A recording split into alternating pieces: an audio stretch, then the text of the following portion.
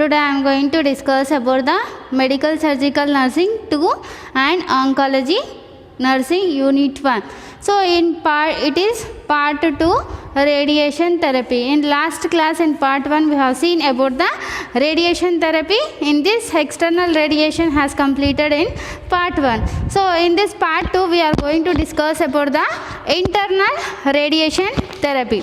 Internal radiation therapy, it is part 2 of radiation therapy. So the first radiation therapy means it is a destroys the cancer cells and it decreases the reoccurrence of the cancer. So in this two types will be there. First one external radiation therapy and internal radiation therapy. So external radiation therapy, by the machine the external radiation can be introduced into the body from the distance from the particular area. So by this machine we are administering the radiation therapy to destroy the cancer cells. It is called as external radiation therapy. So now we are going to discuss about the internal radiation therapy. In this internal radiation therapy definition, it is also called as brachytherapy. So internal radiation therapy also called as brachytherapy, and in which the specific radioisotopes placed directly into or near the tumor. So there is a internal radiation therapy, there is a isotopes, radioisotopes can be placed in a particular area. By this radioisotopes the radiation can be delivered into the body. So in a particular area the radioisotopes can be placed over the skin, and by the radioisotopes the radiation can be introduced into the near the tumor. So because of this radiation therapy there is a damage to the tumor cells. So in this external radiation therapy the radiation can be administered by the machine from the externally. In this radiation therapy it can be used by the radioisotopes and there is a place directly into the or near the tumor. So the radioisotopes can be placed near the tumor. By this radioisotopes there is a delivered the radiation therapy to destroy the cancer cells. It is called as internal radiation therapy. So radioisotopes, it is like ECG leads will be there. No? So like that only there is a radioisotopes can be placed near the tumor. So by this radioisotopes there is a passing of radiation, and by this we can destroy the cancer cells. It is called as internal radiation therapy, and it is used to treat cancer of head, neck and breast, uterus, cervix and prostate. So internal radiation therapy can be used in the head cancer and neck cancer, breast cancer, uterine cancer and cervical cancer, prostate cancer. So in this cancer there is a using of internal radiation therapy can be used in this cancer. And next one is it may also be ingested as a solution into the bloodstream. So by the radioisotopes also we can administer the radiation into the tumor. So like that only we can radiation therapy given by the injection. So the injections can be as a solution into the bloodstream. So by the injections can be introduced into the bloodstream. By this radiation we can destroy the cancer cells. So we can inject like the radiation in this internal radiation therapy we can inject the radiation. So we can inject the medicine. By this we can destroy the cancer cells. So the ingested material means it is like a injection solution. So we can administer by the catheter into the bloodstream. So by this injection we can destroy the cancer cells. It can be introduced into the tumor through a catheter. By the catheter we can ingest it into the bloodstream to destroy the cancer cells. So by this injection we can destroy the cancer cells by the catheter. So by the catheter we can introduce the radiation, means it is injection. We can introduce through the catheter into the bloodstream. By this we can destroy the cancer cells. And next one is radioactive substance may transmit rays outside the body or excreted in body fluids. So radioactive substance can be introduced, transmitted into the body by the rays and by the body fluids, excreted in body fluids. So the radioactive substance can be transmitted into the body from the outside and the inside of the body by the injection.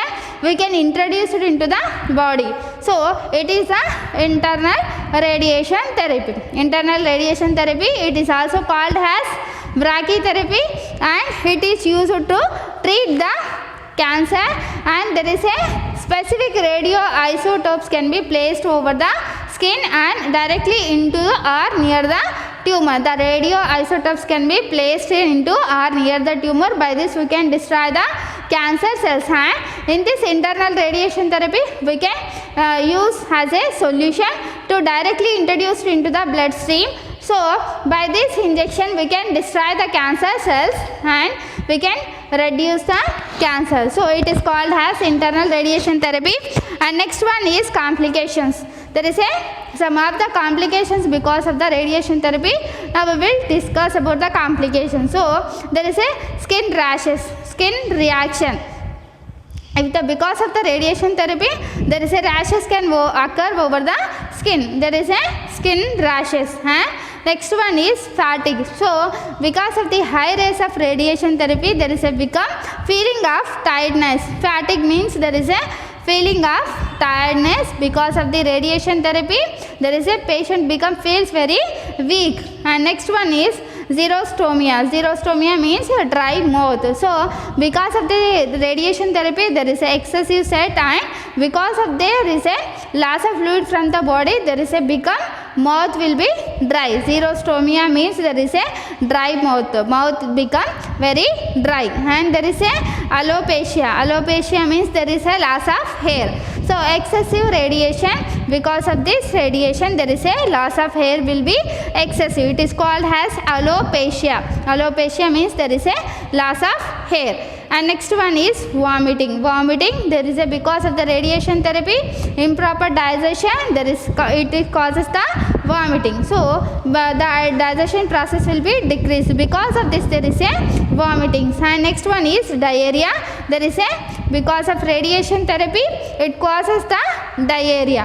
And next one is loss of appetite. Appetite means there is a patient will not have any interest towards the hunger, and the patient will not have any hunger towards any meals and does not show any interest towards the meals, and it is called as loss of appetite. There is a complications includes the skin reaction and fatigue and xerostomia, it is a dry mouth, and alopecia, there is a loss of hair and vomitings, diarrhea and loss of appetite. It is the complications of radiation therapy. Then next we are going to discuss about the nursing management during the radiation therapy. So what are the nursing management we can see in the radiation therapy? First we will discuss about the assess and manage any complications, usually in collaboration with the radiation oncologist. So the nurse has to be assessed for the any complications, and if their patient having any complications like fatigue and skin reaction, vomiting, diarrhea, so assess for any complications. If the complications will be present, and the nurse has to be managed, and usually in collaboration with the radiation oncologist.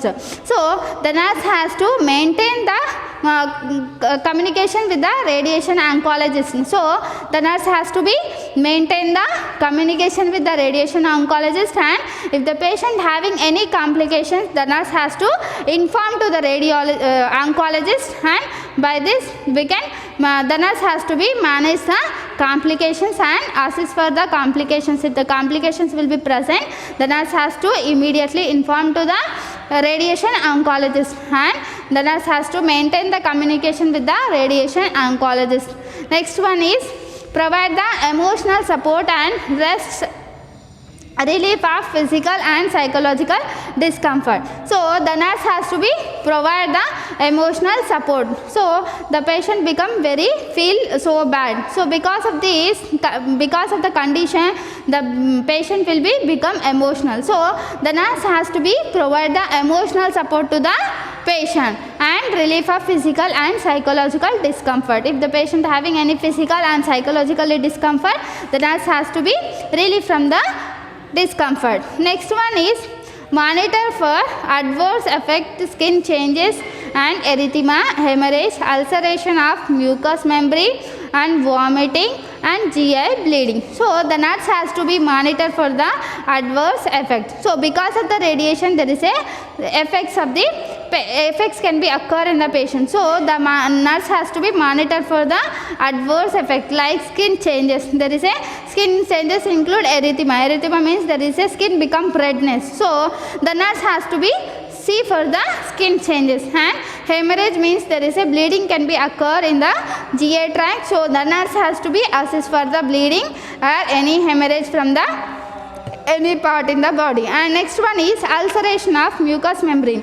So there is a mouth ulcers will be occur because of the radiation. The ulcerations will be occur in the because of the radiation, the ulcers can be formed. So the nurse has to be see for the any ulceration of the mucous membrane and vomiting and GI bleeding. So GI bleeding, the gastrointestinal bleeding will be occur because of the radiation. So the nurse has to be monitor for everything. And next one is observe for any dyspnea. And so during the radiation therapy, the patient will have the dyspnea. So breathing difficulty. Dyspnea means there is a decreased respiratory rate. So because of this radiation therapy, the patient will have the breathing difficulty. So the nurse has to be observed for the dyspnea.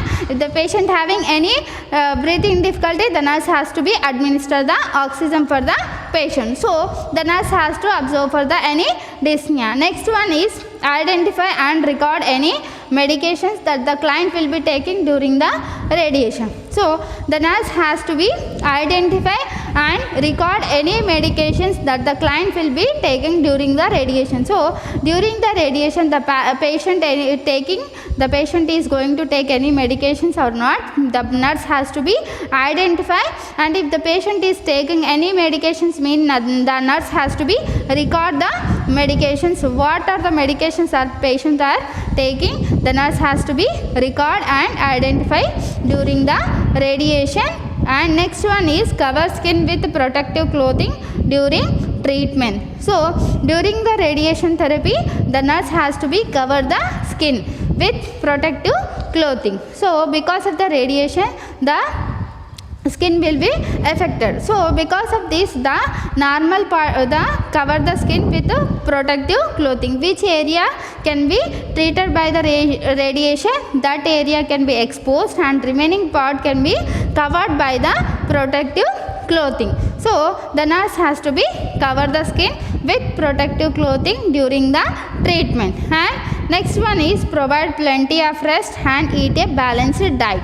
So the nurse has to be encouraged to take the balanced diet and provide the comfortable rest and plenty of rest to the patient. So because of the radiation therapy, the patient become very weak. So the nurse has to be provide the plenty of rest and eat a balanced diet. The nurse has to be encourage the patient to take balanced diet. And next one is monitor for a side effects. So if the radiation therapy, there is a side effects, vomiting, diarrhea and bleeding. So the nurse has to be monitored for the side effects. And next one is dispose excretory materials in a special container. So after radiation therapy or during the radiation therapy, if you are any using procedure, if you are doing any procedure of any using materials, disposable materials, so after the radiation therapy or during the radiation therapy, if you are doing anything, so after that we can dispose the materials in a special container. So dispose the excretory materials in a special container.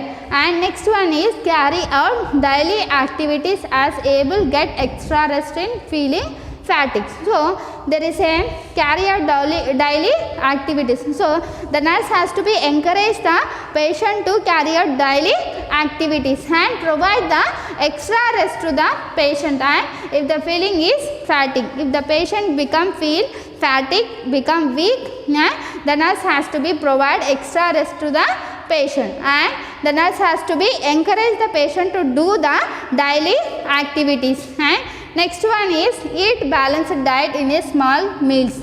So because of the condition, because of the radiation therapy, then the patient become refused to take food. So the nurse has to be encourage the patient to take in a small quantity in a frequent times, means every 2 hours the nurse has to be encouraged to take the meals for the patient. So eat balanced diet in a small meals, in a small quantities for every 2 hours. The nurse has to be encouraged the patient to take the meals every 2 hours in a small quantities.